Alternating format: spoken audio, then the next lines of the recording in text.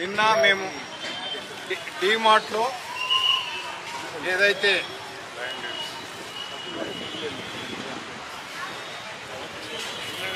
ఇక్కడ ఎట్లా ఏ రకంగా పురుగు ఉందో చూడండి. ఈ పురుగులో ఈ రకంగా పురుగులు ఉన్నాయి. యాక్చువల్లీ మళ్ళీ చిన్నపిల్లలు తిన్నారు. ఎయిర్ ప్యాక్ చేసినటువంటిది, సీల్డ్ చేసినటువంటిది. దీంట్లో మేము తీసుకెళ్ళి ఇంటికి వెళ్ళి తీసుకపోతే దాంట్లో అన్ని పురుగులు అయిన తర్వాత ప్రతి దాంట్లో కూడా నల్లగా పురుగులు ఉన్నాయి. దీని మీద మేము కంప్లైంట్ చేస్తే మేము కాదు ఇది మనం మ్యానుఫ్యాక్చర్ చేసేది, మేమైనా తెచ్చి అమ్ముతామని ఏదైతే నిర్లక్ష్యమైన సమాధానం ఉంది.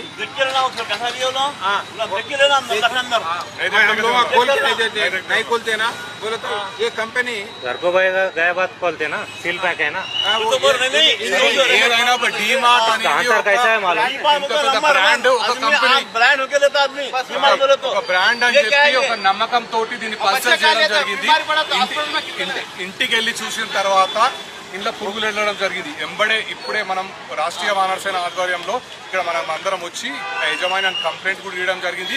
దీనిపైన లీగల్ గా కన్స్యూమర్ కోర్టుకి వెళ్ళి డీమార్ట్ కి నోటీస్ ఇవ్వబోతున్నాం మనం త్వరలో. డీమార్ట్ ఈ కంపెనీ కూడా లైన్ డేట్స్ ఏదైతే కంపెనీ ఉందో తమిళనాడు కంపెనీ, దీన్ని కూడా రేపు కోర్టులో కన్స్యూమర్ ఫోరంలో ఛాలెంజ్ చేసి ఈ యొక్క ప్రజలకు ఏదైతే ఉందో నమ్మకంతో కొనే దాంట్లో కల్తీ జరగకుండా అయిన తర్వాత ఇలాంటి చిన్నపిల్లలు తినిపిస్తారు. తింటే మోషన్స్ పెట్టి ఇదైతే ఎవరు సమాధానం చెప్తారు? మనం వచ్చి ఇప్పి చూసుకోలేము, ఇంటికి పోయిన తర్వాత చూసుకోవాల్సిందే.